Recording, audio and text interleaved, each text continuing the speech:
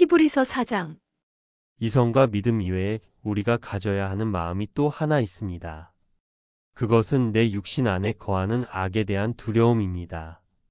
출애굽한 사람들이 하나님의 안식에 들어갈 약속을 받았다 해도 거의 모든 사람들이 가나안에 들어가지 못했다는 것을 기억해야 합니다. 하나님의 약속이 그들에게 결국 유익이 되지 못한 것은 믿음이 없었기 때문입니다. 성령의 법을 준수하여 다다라야 하는 목적지인 하나님의 안식에 대하여 이해를 해야 하나님의 약속에 대한 믿음도 가질 것이므로 이제부터 안식에 관하여 이야기하겠습니다. 성경에 하나님은 안식일인 제7일에 그의 모든 일을 쉬셨다 하셨습니다. 그리고 성경의 또 다른 곳에는 거기 저희가 내 안식에 들어오지 못하리라 라고 기록되어 있습니다. 저희는 모세의 율법을 받은 자들입니다. 그러면 하나님은 이미 안식에 들어가셨고 누군가 이제 들어갈 자들이 남아있다는 것이 됩니다. 먼저 있던 자들이 안식에 들어가지 못하게 되었으므로 하나님은 다시 어느 날을 정해서 그들에게 기회를 주기로 하셨습니다. 그래서 다윗에게 기록하게 하시기를 오늘날 너희가 그의 음성을 듣거든 너희 마음을 강팍해 말라 라고 하셨습니다.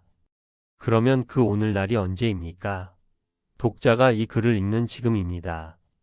출애굽하여 가나안에 들어간 여호수아도 인생으로 하여금 안식에 들어가게 하지는 못했습니다. 만약 안식에 들어가게 했다면 오랜 후에 다시 다윗을 통하여 다른 날을 말씀하셨을 리가 없기 때문입니다. 그러므로 하나님은 하나님의 안식에 들어갈 자들을 지금도 찾고 계신 것입니다. 오늘의 우리에게 안식에 들어갈 기회가 남아있다는 것은 이렇게 말씀이 증명을 해줍니다. 다음은 목표가 되는 하나님의 안식에 들어간 자의 상태를 알아야 합니다.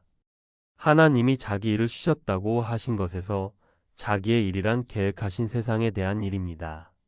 그리고 오늘날 우리 인생들은 세상에서 태어났고 그 세상에서 자기를 만들어 인식하고 있습니다. 그 자기에게는 세상에서 하던 자기의 일이 있습니다.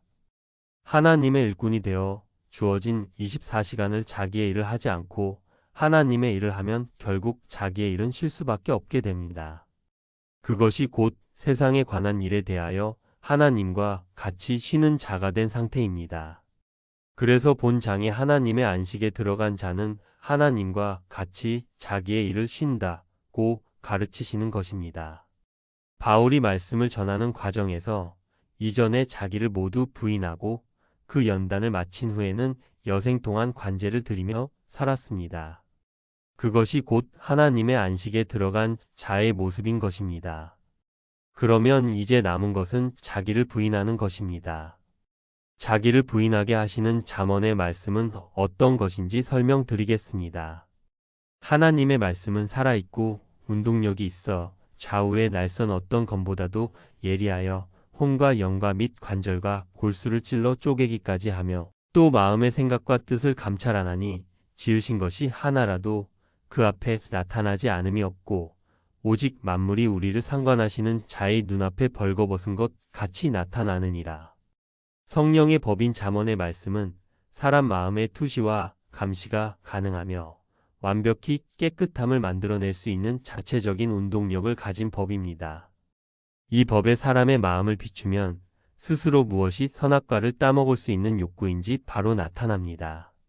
그리고 더 나아가 그 지음의 방법까지 보여줍니다. 또 아무도 그 법 앞에서 자기의 마음을 속일 수가 없습니다. 강력한 살균제인 것입니다. 그래서 소독을 하는 동안 가르침을 실천하는 과정에서 육신이 괴롭습니다.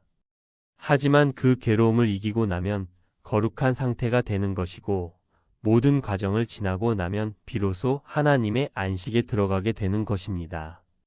잠언의 어떤 내용이 그런 것인지를 알려면 그 내용을 읽을 수 있어야 하는데 글을 읽을 줄 안다고 읽히는 것은 아닙니다. 성경적 방언과 적용 방법과 법의 구조적 특징을 알아야 합니다. 물론 공부와 노력을 필요로 하지는 않습니다. 간단한 방법만 제시받으면 즉시 읽어낼 수 있습니다. 현재 사람들은 믿음만을 가지고 있는 상태입니다. 믿는다면 소독실로 들어가야 합니다. 그리로 들어가면 깨끗해진다는 것을 알고는 있지만 들어가려 하지는 않습니다.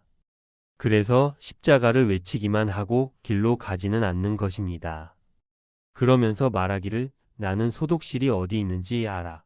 그러니까 난 구원을 받은 거야. 라고 합니다. 당신이 믿고 따르는 성령의 법의 도리를 굳게 잡으십시오. 그분은 우리 연약함을 모르는 분이 아니며 모든 일에 우리와 동일한 조건으로 세상에 오셔서 자기의 일을 완수하신 분입니다. 그러나 죄는 없으십니다. 죄가 없다는 것은 육신에 죄가 없다는 것이 아니라 마음에 죄가 없다는 뜻입니다. 육신은 육신 자체가 죄입니다. 그래서 죽음을 관장하는 사단이 예수님의 육신을 죽일 수 있었던 것입니다. 영생은 육신에 속한 것을 죽는데 내어주고 얻는 것입니다. 물론 살아서 하나님의 안식에 들어가 육신이 산 상태에서 영생을 인식하게 됩니다. 땅에서 하늘의 나를 살게 하겠다는 것은 다윗의 글에 약속하신 것입니다. 그러므로 우리는 하나님의 긍휼히 여겨주심을 받아 때를 따라 말씀으로 돕는 은혜를 얻기 위하여 은혜의 보좌 앞에 담대히 나아가야 합니다. 히브리서 5장. 죄를 속하는 제사장으로 사람을 세우신 것은 죄인의 마음을 알아야 온전한 속죄제를 드릴 수 있기 때문입니다. 그래서 예수님이 사람으로 오셔서 자기를 제물로 드린 것입니다. 그러나 그 드림은 아무나 드릴 수 있는 것이 아닙니다. 반드시 하나님의 선택이 있어야 하는데 그 선택의 여부는 하나님이 말씀을 그 마음에 보여주셨는지의 여부로 알 수 있습니다. 또한 다른 곳에 말씀하시기를 멜기세덱의 반차를 쫓는 영원한 제사장이라 하였습니다. 그리스도께서는 육체를 입고 계실 때에 하나님께 심한 통곡과 눈물로 간구와 소원을 올렸습니다. 그리고 하나님은 그 목소리를 들으셨습니다. 그가 아들이었음에도 불구하고 하나님의 뜻에 순종하여 고난을 받으신 후에 온전하게 되셨습니다. 그러므로 우리도 하나님의 말씀에 순종하는 자를 구원하실 것입니다. 그리스도께서는 자기의 원을 버리고 하나님의 원에 순종하심으로 멜기세덱의 반차를 따라 대제사장으로 세워지셨습니다. 그것을 증명하는 내용은 욥기에 하나님께서 말씀하시는 부분에 있습니다. 눈물과 간구와 경외하심과 소원을 올렸다는 기록은 복음서에는 그랬다 고만 되어 있을 뿐이며 기도의 내용 또한 이미 마음의 결정을 마치신 후의 내용뿐입니다. 그러나 욥기에는 눈물과 간구와 경외하심과 소원의 내용이 모두 아주 자세하게 들어 있습니다. 그 내용은 성경 중에 욥기 외에는 어디에도 없습니다. 멜기세덱에 관하여는 아직 여러분이 이해하기 어렵기 때문에 설명을 하지 않도록 하겠습니다. 이것은 지금의 단계에서 설명을 하자면 매우 길고 복잡한 설명이 필요하므로 설명하지 않습니다. 성령의 법이 선포된 지 오래되었으므로 유대인이나 말씀을 아는 여러분이 마땅히 멜기세덱에 대하여 가르칠 수 있어야 함이 마땅합니다. 하지만 여러분은 하나님의 말씀의 초보조차도 다시 배워야 하는 상태에 있습니다. 여러분은 젖이나 먹고 단단한 식물은 먹지 못하는 자처럼 유약한 상태가 되어 있습니다. 젖을 먹는 자는 모두 어린아이입니다. 의롭게 하는 말씀을 경험하도록 하십시오. 자기 부인의 길을 가게 하는 성령의 말씀을 마음으로 받으십시오. 그러면 잘할 것입니다. 단단한 식물은 장성한 자의 것입니다. 장성한 사람은 지각이 있어서 선악을 분별하는 자들입니다. 그들에게 하나님의 도의 초보를 배우십시오. 히브리서 6장. 이제는 십자가를 바라보기만 하는 그리스도 도의 초보의 상태에서 벗어나야 합니다. 세상에서 행하던 죽은 행실을 회개하고 이전에 가지고 있던 하나님을 향한 신앙과 세례들과 안수와 죽은 자의 부활과 영원한 심판에 관한 교훈의 터를 버려야 합니다. 그런 후에 새 터에 마련된 완전한 성령의 법을 중심으로 한 공의를 마음으로 받아야 합니다. 물론 그것은 하나님께서 허락하실 때 할 수 있는 것이며 하나님이 허락하시면 누구든지 할 수 있는 것입니다. 그리스도의 도의 초보란 복음서에서 말씀하신 다 가르치지 못한 상태에서의 가르침을 말합니다. 복음서에는 자기를 부인하라는 지시 외에 자기를 부인해야 하는 이유들이 언급되어 있습니다. 세례, 심판, 교훈 등입니다. 십자가에 달려 돌아가시기 전 시점이었기 때문에 성령의 법을 가르치실 수 없었습니다. 그래서 십자가에 달리시기 전에 다 이루었다 하시고 부활 뒤에 완성된 성령의 법을 제자들에게 가르치셨다고 기록되어 있는 것입니다. 그러나 이미 보신 바와 같이 서신 안에도 성령의 법에 대한 구체적인 언급은 없습니다. 성령의 법에 대한 안내와 힌트가 있을 뿐입니다. 또한 초보를 버리고 성령의 법을 따라가되 명심해야 하는 것도 있습니다. 성령의 법을 마음으로 받은 사람이 하나님의 선한 말씀과 영을 다시 살리는 말씀이 무엇인지 알고 나서 다시 세상으로 돌아간다면 그에게 다시는 기회가 주어지지 않는다는 것입니다. 성령의 법에 대한 거절은 그리스도의 십자가 달림이 구원의 길을 연 것이 아니라고 하는 것과 같은 것이기 때문입니다. 서신에는 여러 방면에서 성령의 법에 대한 안내를 하고 있습니다. 당신이 이 전도를 마음으로 받는다면 하나님께 지혜를 받아 하나님의 뜻을 아는 복을 받을 것입니다. 그러나 만일 전도를 받고 가시와 엉겅퀴를 낸다면 버림을 당하여 저주에 가까운 사단의 손에 들어가게 됩니다. 이 글을 읽는 당신은 구원에 가까이 다가간 사람입니다. 하나님은 여러분의 행위와 그의 이름을 위하여 나타낸 사랑과 섬김을 잊지 않고 계십니다. 각 사람이 모두 그리스도 안에서 하나가 되어 부지런히 말씀을 상고하고 전도하여 하나님의 안식에 들어가는 소망을 갖기 바랍니다. 성령이 가르치시는 말씀을 따라 오래 참아 자신을 온전히 부인하는 데에 이르십시오.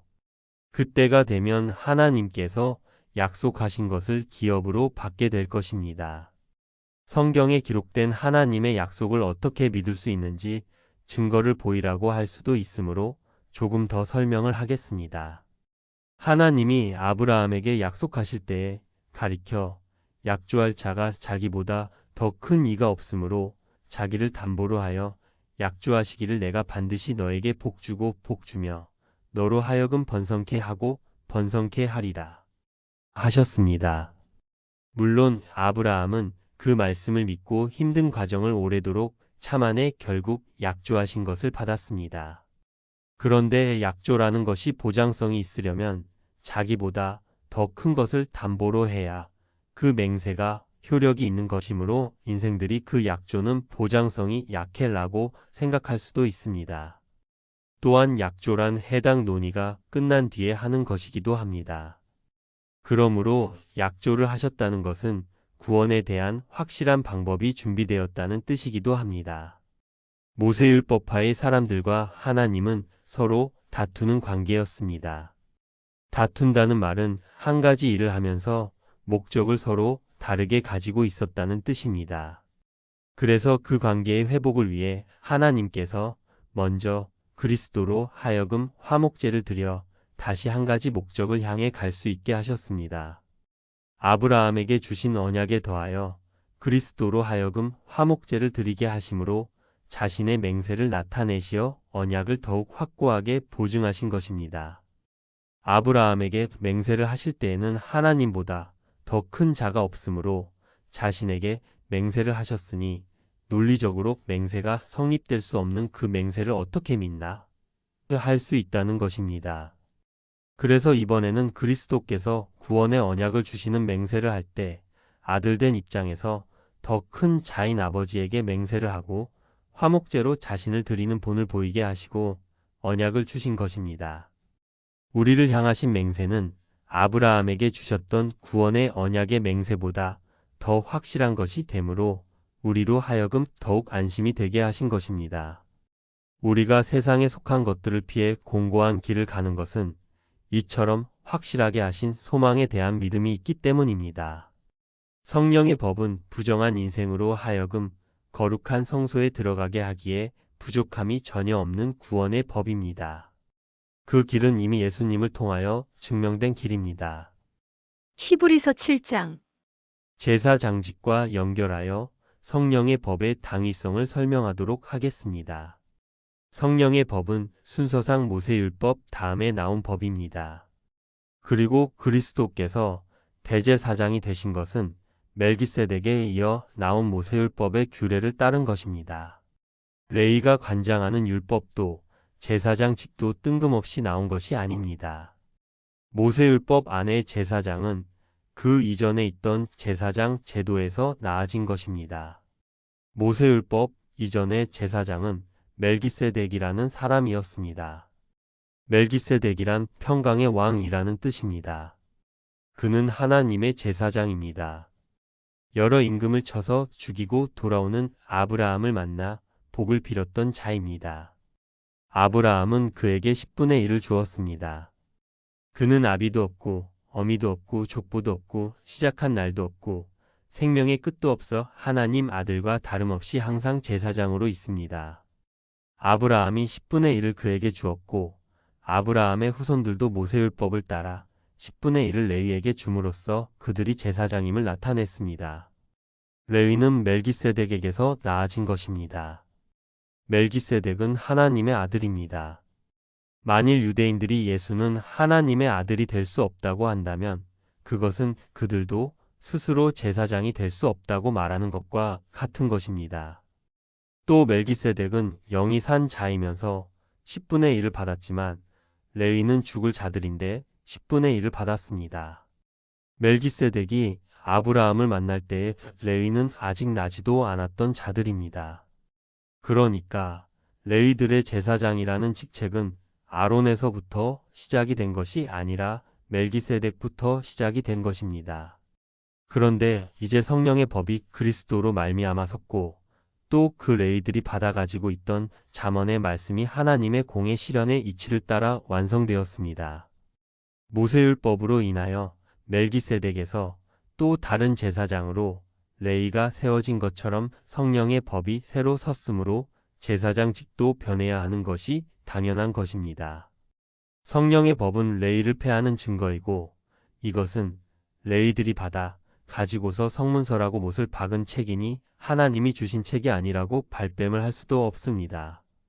예수님은 유대 지파의 후손입니다. 그러니 제사장직이 이전되어도 여전히 아브라함의 후손이 그 제사장직을 이어받은 것이므로 아브라함에게 하신 약속을 하나님은 지키신 것입니다. 히브리서 8장. 하나님께서는 이렇게 말씀을 하셨습니다. 볼지어다. 날이 이르리니 내가 이스라엘 집과 유다 집으로 새 언약을 세우리라. 내가 저희 열조들의 손을 잡고 애굽 땅에서 인도하여 내던 날에 저희와 세운 언약과 같지 아니하도다. 저희는 내 언약 안에 머물러 있지 아니하므로 내가 저희를 돌아보지 아니하였노라. 또 주께서 말씀하시기를 그날 후에 내가 이스라엘 집으로 세울 언약이 이것이니 내 법을 저희 생각에 두고 저희 마음에 이것을 기록하리라.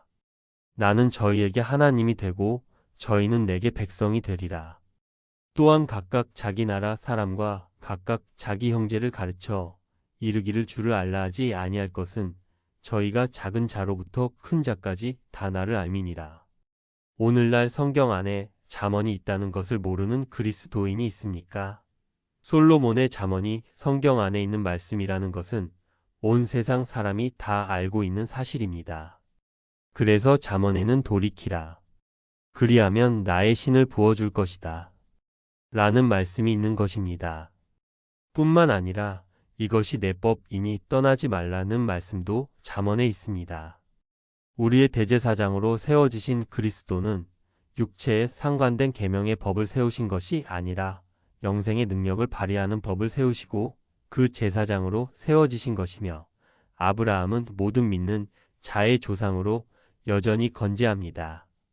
다만 바뀐 것이 있다면 육적 이스라엘 사람들뿐 아니라 모든 인생에게 구원의 문이 열리고 누구나 아브라함의 후손이 될 수 있는 길이 열린 것입니다. 만일 성령의 법이 없다면 우리는 유대교인이 되어야만 합니다. 그래야 하나님을 섬기는 사람이 되는 것입니다.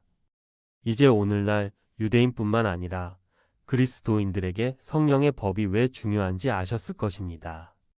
하지만 오늘날 그리스도인들의 마음 안에 그들의 뿌리, 존재의 타당성을 증명해 줄 이 성령의 법이 없습니다. 그리스도께서 대제사장이 되셨다면 마땅히 드릴 제물이 있어야 합니다. 그리스도는 자신을 그 첫 번째 제물로 삼아 드렸습니다. 그리고 누구든지 자신이 본을 보이신 대로 그 길을 따라가면 그리스도와 더불어 제사장이 될 수 있게 된 것입니다. 하지만 자기를 부인한다는 것은 사람 스스로는 안 되고 하나님으로만 가능한 것입니다. 십자가를 바라본다고 그저 그것이 가능해지겠습니까? 그 길을 가야 하는 우리도 그리스도처럼 자신을 하나님께 산제사 드려야 하는 것입니다. 또 제사장이라면 마땅히 변한 법을 가지고 있어야 합니다. 법이 없이 법을 집행하는 제사장이 필요하겠는지요? 그런데 기독교 안에 법이 있습니까? 교회법이 그리스도의 법입니까? 그것은 사람이 만든 것입니다. 하나님이 만드신 이것이 법이라고 분명하게 기록하고 있는 책이 잠언입니다. 또 보겠습니다. 우리의 대제사장이신 그리스도께서는 하늘에서 위엄의 보좌 우편에 앉으셨습니다. 우편에 앉아 계신 것은 심판을 위함이라고 모두 알고 있습니다. 그러면 심판은 무엇으로 하시겠습니까? 심판을 하려면 기준이 있어야 하며 그 기준은 곧 법령입니다. 교회법의 법령이 심판의 기준이 될 수 있습니까? 그럴 수 없습니다.